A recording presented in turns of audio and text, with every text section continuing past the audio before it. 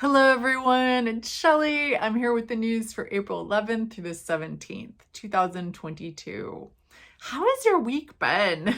Because mine was a little intense, and I think it was that Saturn-Mars conjunction. So remember, we've got stopping and starting. We've got Saturn, which is about endings, which is about moving slowly. And we got Mars, which is about starting things and agitating things. And these two together, when they come together, have really, really interesting effects. And like I said before last week, you can use them to create some really awesome stuff. But often what this is about learning something. It's about learning what we should have given up sooner. It's about learning what opportunities to create and which ones to grab onto. This is separating. So we still have Saturn in Aquarius for a while. So we're still in that phase of building structures, which Saturn is always about, but building structures that have more of a collective view and figuring out what's right for everyone and how we fit into that. But we've had a major shift lately. And this week, Mars is moving into Pisces. So we've moved on from a lot of Aquarius energy into a lot of Pisces energy. Mars in Pisces. This is a Jupiter-ruled sign. So Jupiter and Mars, they're kind of opposites in a way. They're very, very different energies. So we're talking about Jupiter, which is about expansion. It's about joy. It's about making things just bigger and bigger and bigger and bringing opportunity. And Mars is actually about cutting. It's about severing ties. So Mars helps us cut out that which we don't want to use anymore, which isn't working for us. But when Mars is in a Jupiter-ruled sign, it wants to focus on those things that are Jupiterian. So Mars in Pisces is going to naturally be about helping people out. It's about working with the underdog. It's about those things that someone might be passionate about, such as their spirituality or their religion, or just doing the right thing. But because also Mars in Pisces is not direct, it's going to have a difficult time expressing. So you might find either that other people around you are being a little bit more withholding with their emotions or their true plans or ideas, or you might feel that way too. So just watch out for that, especially with Neptune and Jupiter also in Pisces and Venus. So we've got a lot of Pisces. So it's that energy of creating, which can be really powerful. And you can use this to create something. In fact, you might be happier right now delving in to something artistic or something spiritual. See how you might lift other people up through what you do. And don't worry about being too focused on one thing, because Mars in Pisces really isn't. Remember, Pisces is two fishes swimming in opposite directions. So there's naturally going to be some focus here and some focus there. Mars is changing signs, so is Mercury. On the 11th, Mercury moves into Taurus. So remember, Mercury is about communication, perception, how we connect, how we communicate, how we move. And so Mercury in Taurus is a Venus-ruled sign. So Mercury in Taurus is actually a really good placement for expressing yourself verbally in beautiful ways. So singers, poets, writers, those kind of things. It's a time where you can use that expression to get your message out. And to get the message out of other people, right? You could combine that Mars in Pisces with that Mercury in Taurus to represent the underdog, to represent a cause that you care about. Know that though, Mercury in Taurus is Earth. So it comes with it, yes, that artistic ability, that sensuality, that grounding in the senses. So it's going to benefit you to get outside and get your hands dirty, get in the earth, feel nature, but also to know that Mercury and Taurus moves slowly. It is going to look at all the details, look at the situation, form an opinion, and then when new information comes in, that opinion is not going to shift immediately. It's going to take time. With Mercury and Taurus, you might think, why are we changing something that's working? Why?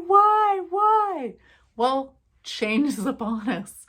And maybe it's working, maybe it's not. Maybe you're not seeing the little piece that isn't working. Maybe it's working for you, but it's not working for everyone. Conversely, you might want to change something and you might feel other people saying, well, why it's working, but you don't feel like it is. Mercury and Taurus can be convinced. You're just going to have to present the evidence and be patient. Whatever you're doing, it's going to build over time. And even what you're saying, it needs time to incubate. So be patient and know that this is not a Mercury that's easily convinced. And if you're holding on to some things, give it some time, sit with it. Is this something you need to let go of? Maybe. Is this something you need to build on? Maybe. But take your time. You have the time. Really, it's okay. And yes, we still have Jupiter and Neptune very close together. That's Jupiter and Neptune in Pisces, Venus in Pisces, and Mars in Pisces, all the Pisces. So yeah, it is a time to kind of let go and go into dream world a little bit, to explore and to really get into that creative stuff. So you could get into the creative stuff and use that Mercury and Taurus for the mind part to find some solid communication and grounding. And of course, to watch out for what's happening, just to keep your senses about you and something like the earth that you can touch to pull you back into reality when you need to go there.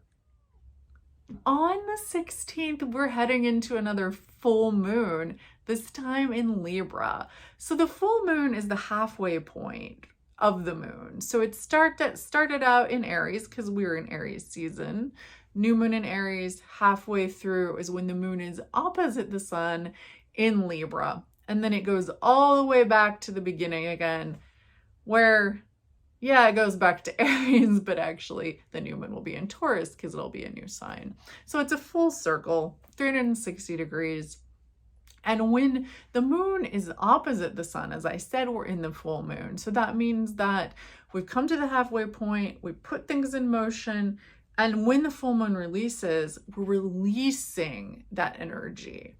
So a little more of doing the things, setting the plans out into the world. With Libra and Aries, we're gonna have this Aries kind of go and militancy and individualism with this Libra relationship piece. Libra is about diplomacy. It's about getting along. It's about beauty. It's about building relationships. And these two together are going to figure out how we assert ourselves, how we create, and ways in which we can get ourselves out there into the world, and how our one-on-one relationships play into that, especially our one-on-one relationships. Now, because both Venus and Mars are in the sign of Pisces, so Mars is the ruler of Aries, Venus is the ruler of Libra. We have a definite Pisces vibe to this full moon. More of the Pisces, right? So those things that I've said about Pisces, dreaminess, artistic ability, empathy, really, really, really watery things, relaxation, getting into the vibe of everything around you. This is part of it. And coming back to the earth to ground yourself. So for this full moon, look to your one-on-one relationships. Now, you've got a lot of them. You might have a partner. You have friends. Now, I'm talking about friends that we meet with one-on-one.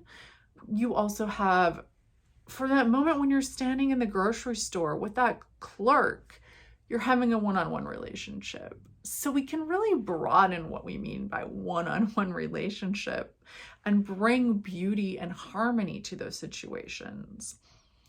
So for this week, just look at that and think about that for the full moon. Think about putting action into that. And action can be passive. Action can be something more thoughtful. It doesn't have to be like Zoom. So you might just start a conversation with someone that you wouldn't have before, or give them a little more room to express their opinion before you start it and talk about yours. And then share it with somebody. Tell someone how you shared. And if it turned out not so harmonious, this is part of it. That's part of the story of relationship. Libra loves harmony. Libra is all about harmony, but Libra is about the big picture of creating that harmony. And Libra understands that not everything is harmonious. Otherwise, they wouldn't need to be there being the diplomat, right? We're all diplomats sometimes. And we could all be better diplomats. So let's see what we can do. And then come back next week and I'll tell you more about the exciting journey of the moon and Mars and Venus. And yes, Saturn will still be in Aquarius. So keep building, keep working, and go for it.